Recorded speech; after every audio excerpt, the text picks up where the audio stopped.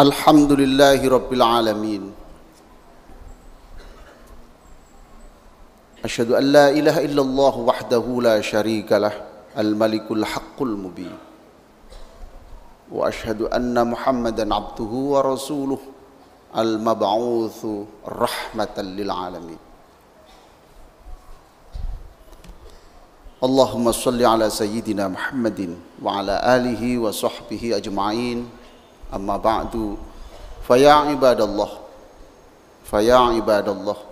ikhwani rahimakumullah, usikum bitaqwallah. Faqala Allah Ta'ala, ya ayyuhalladzina amanu taqullaha haqqa tuqatih wa la tamutunna illa wa antum muslimun. Para jamaah sekalian, sebelum saya menyampaikan khutbah, kita memohon kepada Allah, mudah-mudahan seluruh saudara kita yang wafat dalam konflik berdarah di Mesir, semuanya mudah-mudahan diampuni Allah seluruh dosanya dan diterima semua kebaikannya. Para jamaah sekalian, saya akan menyampaikan satu hadis. Dan hadis inilah yang dikatakan oleh Ibnu Abdul Bar, inilah hadis yang paling pendek kata-katanya tetapi paling padat maknanya, dan inilah ucapan yang belum pernah diucapkan oleh seluruh nabi sebelum Nabi Muhammad SAW.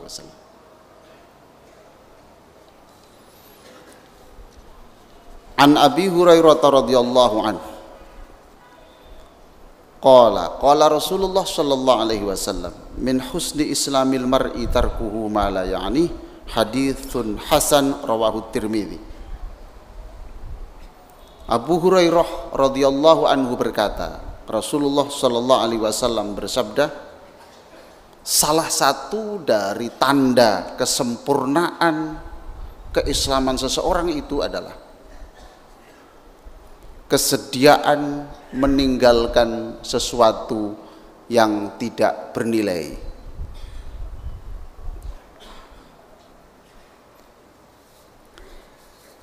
Hadirin sekalian, Islam sudah memberikan skala nilai.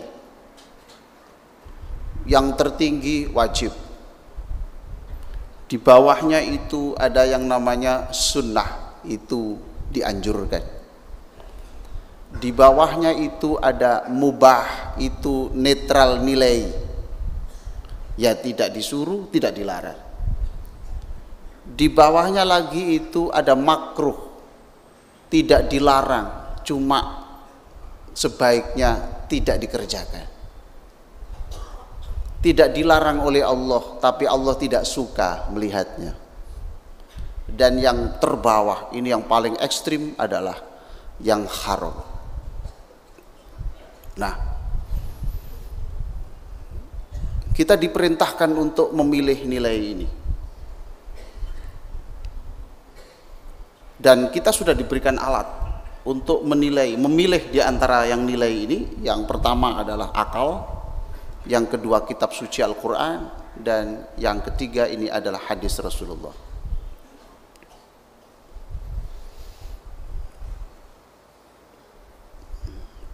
Hadirin sekalian, menurut hadis ini, kerjakan yang penting. Kalau tidak penting, tinggalkan, sekalipun itu tidak dilarang oleh agama. Kalau itu sudah bisa kita kerjakan, berarti kita sudah memperoleh satu tanda bahwa Islam kita ini sudah Islam yang sempurna. Di dalam kehidupan kita ini banyak hal-hal yang kita kerjakan dan itu tidak terlalu penting kita lakukan. Al-Fashani berkata, kalau Anda membatasi diri pada hal-hal yang sangat penting saja dalam hidup ini, kalau Anda membatasi pada hal-hal yang sangat penting saja dalam hidup, Anda dijamin selamat dari bencana dunia dan akhirat.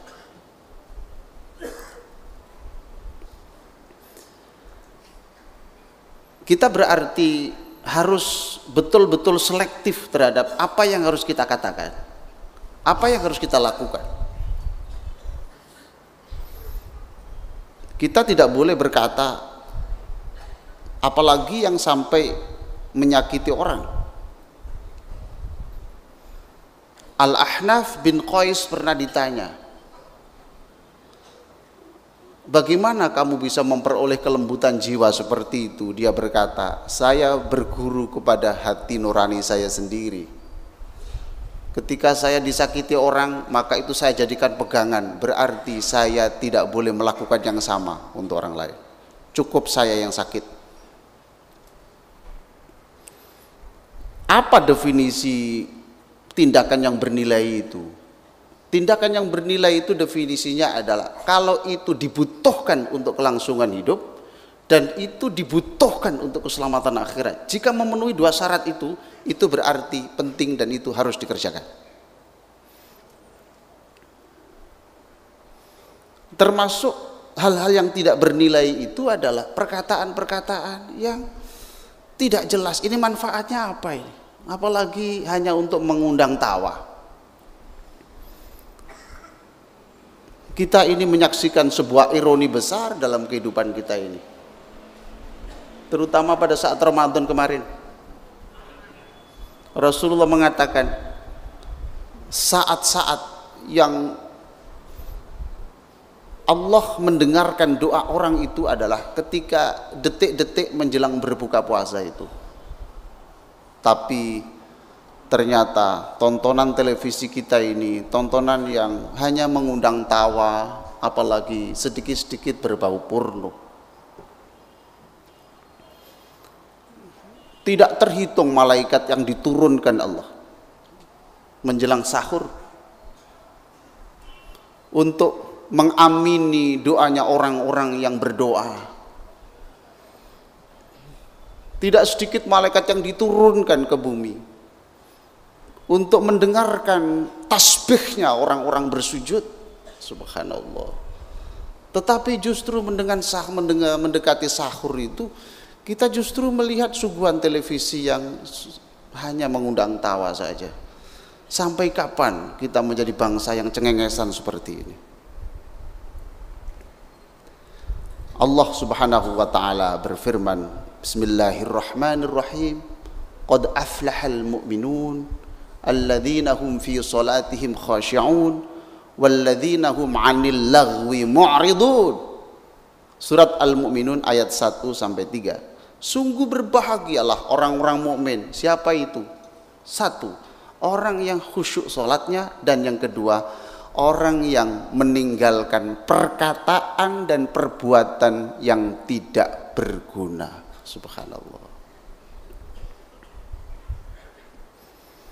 Imam Al-Hasan berkata, kalau Anda ingin tahu siapa orang yang dibenci Allah itu, lihatlah, kalau dia sering berkata, sering bertindak sesuatu yang tidak berguna, yaitulah orang yang dibenci Allah.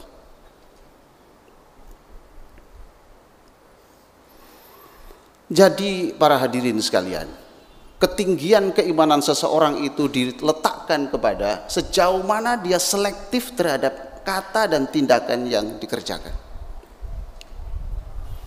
Yang pertama, sebelum berkata, difikir dulu, kata ini penting apa tidak? Kalau tidak penting, kita tinggalkan. Walaupun itu diperbolehkan agama. Tentu yang pertama selektivitas adalah itu boleh atau tidak. Itu bisa kita kerjakan atau tidak. Kalau boleh dikerjakan, kita bertanya lagi, ini penting atau tidak. Kalau tidak, tinggalkan. Kalau itu sudah bisa kita lakukan, subhanallah, Imam Fashani menjamin, dijamin Anda selamat dari bencana dunia dan akhirat. Jika Anda cukup berbicara 2 kata, jangan berbicara 3 kata. 1 kata itu kelebihan dan itu tidak berguna. Perkataan yang lebih dari yang dibutuhkan itu seringkali justru menimbulkan masalah. Kalau ada SMS, yang SMS itu tidak perlu dijawab. Untuk apa dijawab walaupun untuk iseng? Karena menjawab itu ya uang, itu energi. Kalau berlama-lama di depan televisi, di depan komputer itu Facebook apa, Twitter atau macam-macam, dipikir dulu. Ini manfaatnya ada apa enggak? Kalau ada, silakan. Kalau tidak ada, walaupun tidak dilarang agama, tinggalkan. Itu tandanya orang beriman. Kalau kita menasihati orang cukup dengan 2 kalimat, jangan 3 kalimat. Sebab kalimat yang ketiga itu pemborosan.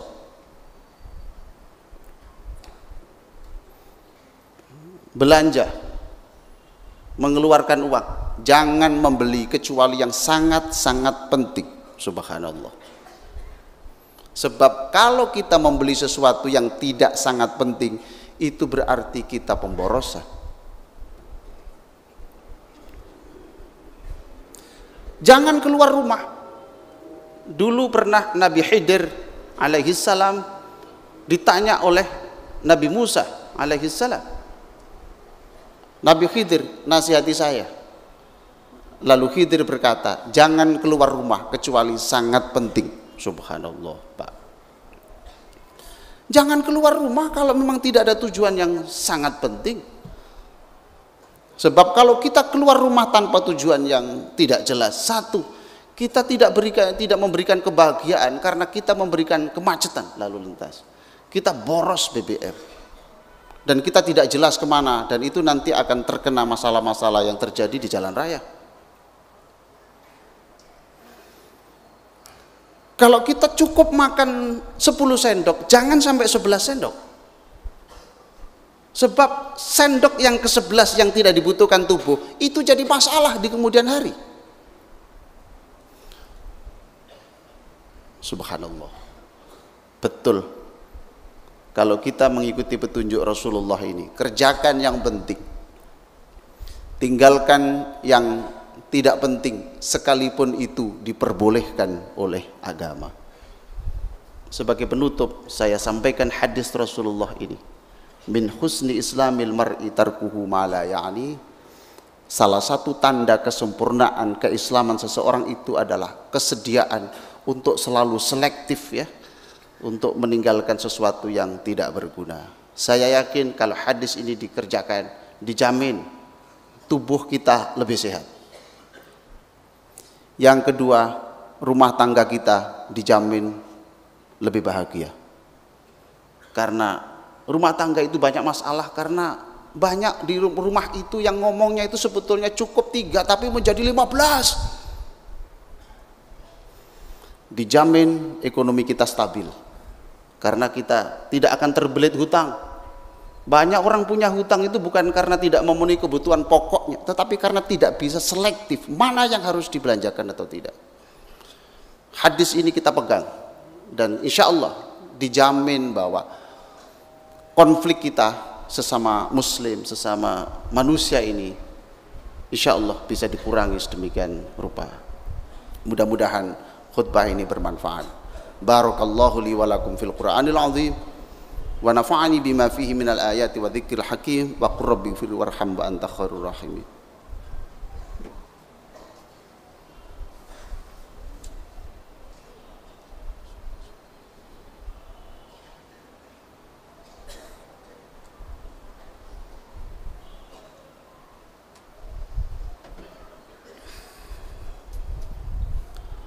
Alhamdulillahi haqqa hamdih wa astaziduhu min fadlihi wa karamih. Asyhadu an la ilaha illallah wahdahu la syarikalah wa asyhadu anna Muhammadan abduhu wa rasuluhu la nabiyya ba'dah. Allahumma salli ala sayyidina Muhammadin wa ala alihi wa sahbihi wa man ittaba'a hudah wa la hawla wa la quwwata illa billah. Amma ba'du fa ya ibadallah usikum bi taqwallah faqad fazal muttaqun. فقال الله تعالى يا أيها الذين آمنوا اتقوا الله وكونوا مع الصادقين إن الله وملائكته يصلون على النبي يا أيها الذين آمنوا صلوا عليه وسلموا تسليما اللهم صل على محمد وعلى آله وصحبه أجمعين اللهم اغفر للمسلمين والمسلمات والمؤمنين والمؤمنات al-ahya'i minhum wal amwat. Allahumma tahhir qulubana minan nifaq. Ya Allah, bersihkan hati kami dari kemunafikan.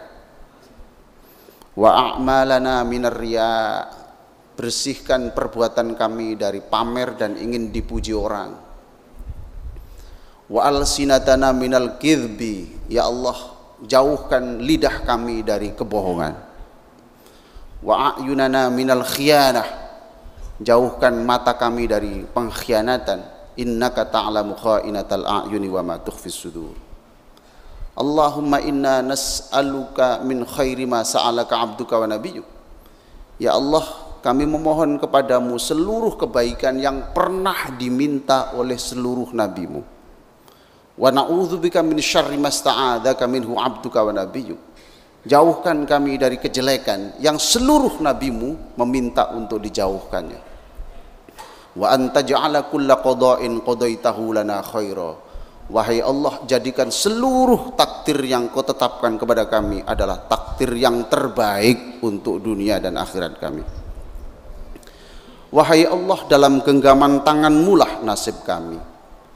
Semuanya telah Engkau tetapkan di alam gaib sejak kami dalam kandungan ibu.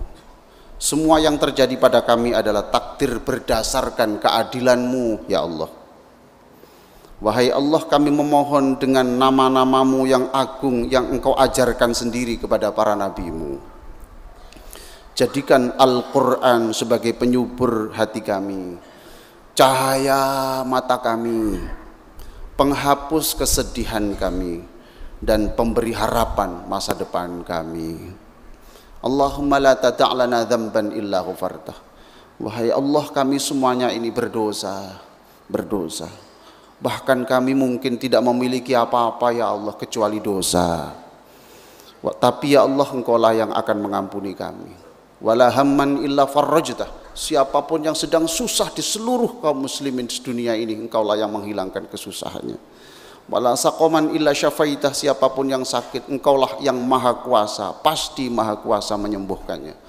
Wala aiban illa satartah, wala hajatan illa qadaitaha wa yasartaha. Rabbana atina fid dunya hasanah wa fil akhirati hasanah wa qina adzabannar. Ibadallah, innallaha ya'muru bil 'adli wal ihsan wa ita'i dzil qurba wa yanha 'anil fakhsya'i wal munkari wal baghi.